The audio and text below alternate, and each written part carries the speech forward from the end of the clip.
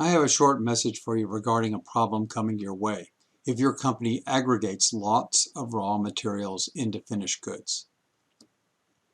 The coronavirus has thrown a monkey wrench into supply chains that isn't yet apparent. For those companies who use Chinese products or raw materials, there was a 90% drop in the container shipments by the beginning of February. This may not be widely known, but it's easy to confirm. Here are containerized shipments from the different regions of the world. You can see that Asia is by far the biggest shipper, followed by the EU. If I drill into just Asia, you'll see that the drop in shipments from Asia is a result of shipments not being able to leave China. What does this mean to manufacturers? Well, if they're thinking everything is all right because they aren't seeing delays, then everything will continue as it does normally. But that is going to mean delays in getting some raw materials, because when you buy from a place as far away as China, you have to keep lots of inventory on hand. 6 months worth might be an average, but obviously not all products are average. For many items, they are years worth, while for others that have been consumed faster than forecasted, like say N95 respirator masks, there's no inventory at all.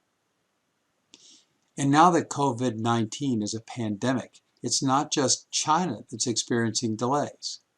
If a virus outbreak happened in a Spanish or Italian plant, that plant would have been closed fast. If your domestic supplier's supplier used something from that Italian plant, then when the supplier's inventory runs out, your supplier will start feeling the delays. And that's going to happen within a few months. Once your supplier's inventory is consumed, then you've got a problem. These won't be normal late shipments. More and more of your raw materials will be persistently delayed. First, you'll just run something else until one of that product's raw materials are exhausted. And this will continue to happen until your business simply grinds to a halt. Even if you have plenty of orders, you won't be able to sell anything, and the money will stop flowing in completely. How long can you last in that scenario?